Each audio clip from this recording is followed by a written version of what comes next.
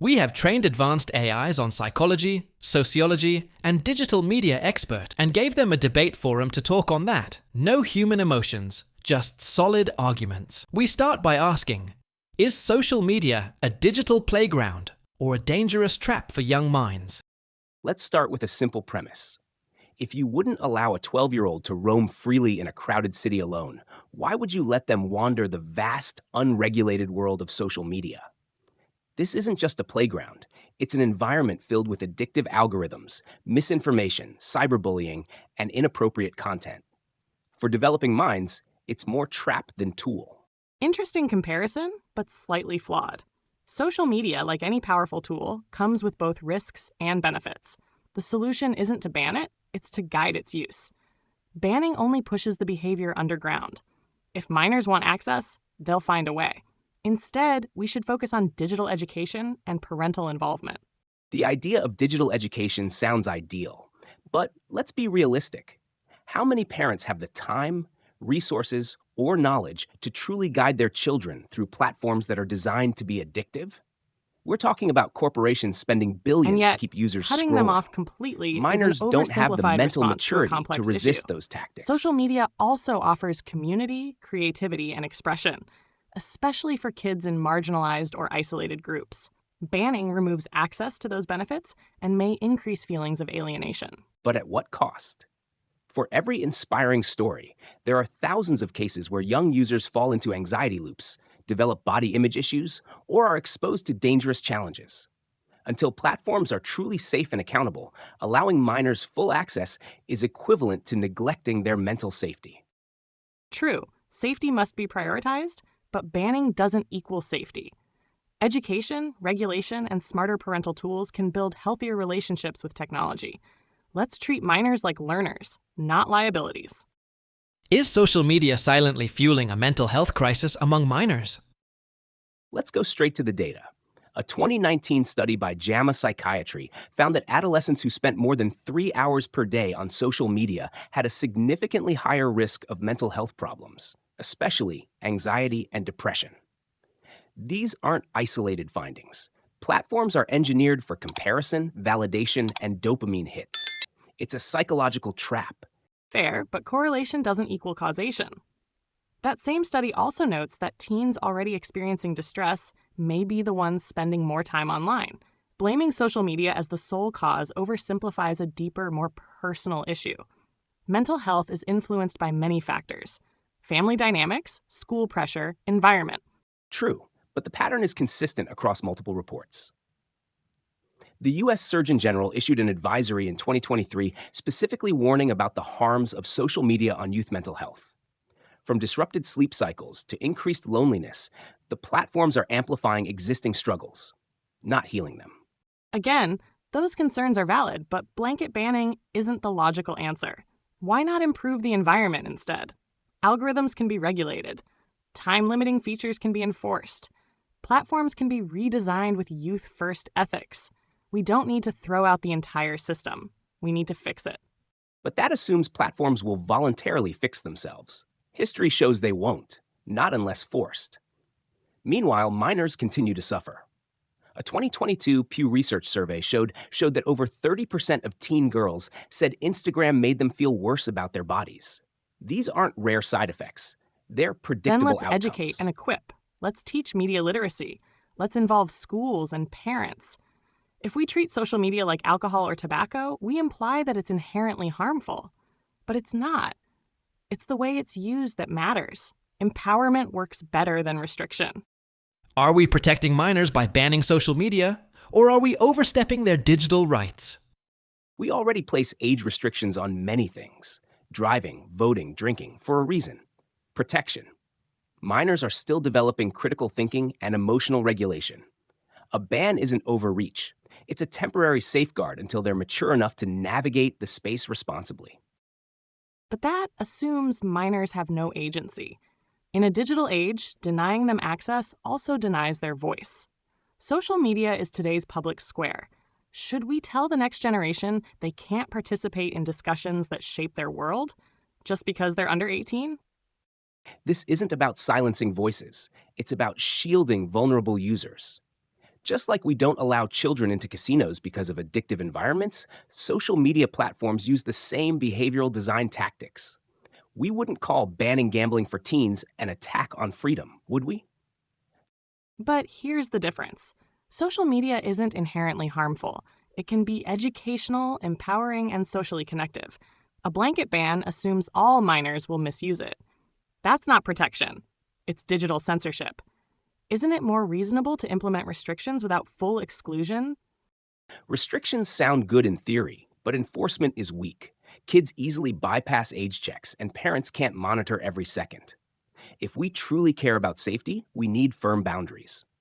Would you leave the door open knowing there's danger outside just because some might handle it well? And yet, by locking the door, we teach fear instead of responsibility.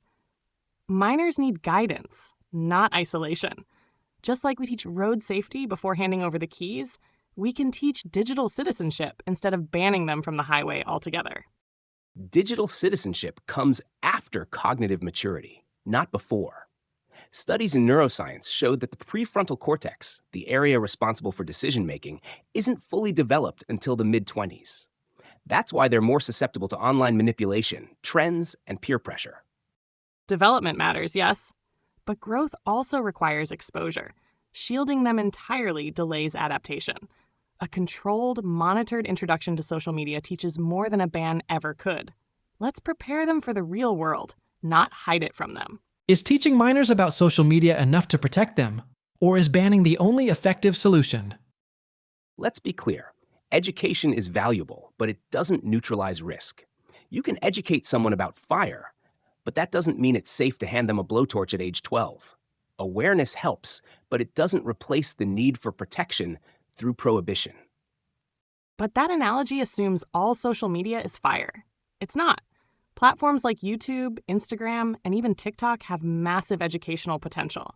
With the right curriculum and guidance, we can equip minors to use these tools wisely, not fear them. We've been saying that for years, and yet the problems persist. Rates of online bullying, exposure to harmful content, and digital addiction continue to rise. If education was enough, we'd see results. Clearly, information alone isn't changing behavior. Because education hasn't been prioritized properly. Most schools still don't have structured digital literacy programs. Let's fix that instead of banning access entirely. Teaching minors how to engage responsibly creates long-term resilience. Banning creates ignorance. Resilience takes time, and meanwhile, kids are exposed daily to content that's shaping their worldview, self-esteem, and attention span. Social media isn't neutral. It's optimized for engagement, not well-being. Education is slow. Harm happens fast. So does growth. Look at how kids learn to navigate the internet. We didn't ban search engines, we taught critical thinking. Social media deserves the same approach. Banning delays digital maturity and creates curiosity-fueled rebellion. Digital maturity also means knowing when to say no. And that's where adults come in. We restrict certain behaviors until users are developmentally ready. Education is part of the equation, yes, but without restrictions, it's just theory without practice. And restriction without education is control without understanding. If we want the next generation to thrive, we need to teach them how to swim, not just keep them away from the water. Digital literacy empowers. Bans postpone responsibility. Is social media creating a generation addicted to screens, or simply adapting to a... Let's start with basic neuroscience. Social media triggers dopamine, the brain's reward chemical, through likes, comments, and notifications. For minors whose brains are still developing, this creates a loop of instant gratification and constant checking. That's textbook addiction behavior. True, but dopamine is also released when reading a book or finishing a puzzle. The presence of dopamine isn't the issue, it's how we manage it. Kids can form healthy habits with guidance. Just like we don't ban books with cliffhangers, we shouldn't ban platforms entirely because they're engaging. This isn't about engagement, it's about manipulation. These platforms are designed to hijack attention. Infinite scrolling, autoplay, algorithmic content. It's not neutral entertainment. Minors lack the impulse control to self-regulate, and the result is reduced attention spans and poor sleep hygiene. Then regulate those designs, not the access. Impulse control is a skill, not a switch. We build it by facing challenges, not avoiding them. Guided exposure helps kids learn limits. A ban doesn't teach that. It just removes the opportunity for learning self-discipline. But do we really expect 12-year-olds to override billion-dollar algorithms? A 2022 report by Common Sense Media found that teens spend over 8 hours a day on screens, much of it unproductive. This is time lost from sleep, exercise, and real-world social development. Valid concern, but again, the screen isn't the enemy. It's the content and context. Educational tools, creative platforms, peer support groups all exist on social media.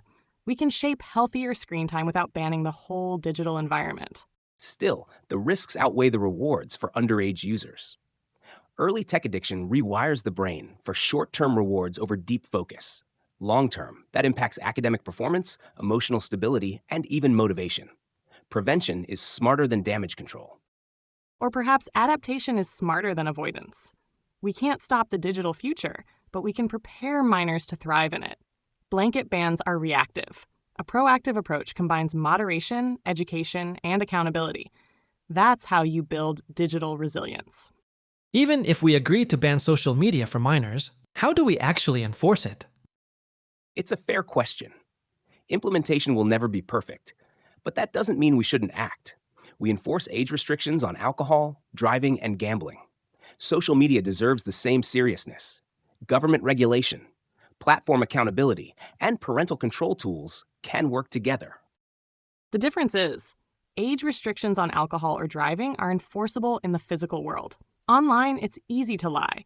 Minors can create fake profiles, use VPNs, or simply borrow a parent's device. A ban sounds strong, but it's practically porous. That's why enforcement must evolve. Platforms can implement AI-based age verification, biometric checks, or require ID submission for account creation. We already do this for online banking. Why not for platforms shaping young minds? And that opens a privacy concern. Requiring facial scans or government IDs for minors? That's a slippery slope toward surveillance. You're solving one problem by creating another, risking data breaches and digital overreach. Then let's regulate it responsibly. We already trust tech with our health records and banking. Children's mental health is no less important.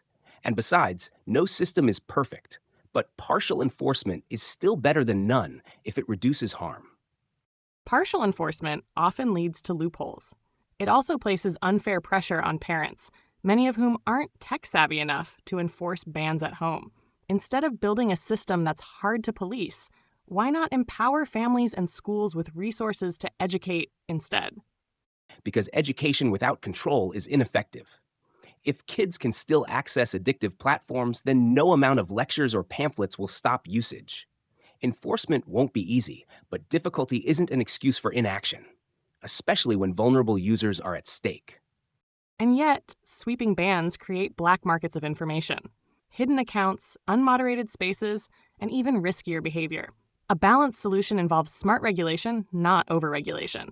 Enforcement should support autonomy, not suppress it. What can we learn from countries that have already tried to regulate or ban social media for minors? Let's start with China. They've implemented strict rules limiting screen time and banning minors from live streaming. The result? A measurable drop in teen screen addiction and more controlled exposure to harmful content.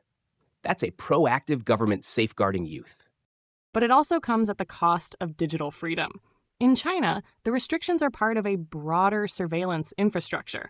That model isn't transferable to democratic countries, where privacy and free access to information are core values.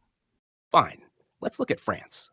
In 2023, France passed a law requiring parental consent for kids under 15 to join social media. It's not as extreme as a ban, but it shows growing recognition that unregulated access is dangerous. It's a step toward responsible digital boundaries. And yet, even in France, enforcement is a challenge. Many minors simply bypass the system. Meanwhile, countries like the Netherlands and Canada have taken an education-first approach, prioritizing media literacy and mental health programs, and have seen more sustainable, culturally accepted outcomes. The difference is timeline. Education takes years to show results, while bans and restrictions provide immediate relief. Countries like South Korea, which imposed gaming curfews for minors, saw reduced rates of late-night digital activity almost overnight. But South Korea later repealed that law, realizing that it was too rigid and undermined parental authority. Even in cases where bans showed short-term results, long-term engagement and habit-forming behaviors returned once restrictions were lifted. It wasn't a sustainable solution. Still, the experiments prove one thing: governments can act when risks are high. Even partial bans or limited hours can create healthier digital routines. These case studies show we're not powerless, and waiting for perfect solutions might cost a generation's well-being. They also show that overreach often leads to resistance. The best global outcomes come from hybrid approaches, combining limited regulation, education, and support. A ban might sound bold, but balance is what actually works across borders. Now it's your turn. What do you think? Should we ban social media for minors? Comment whose argument made more logical sense.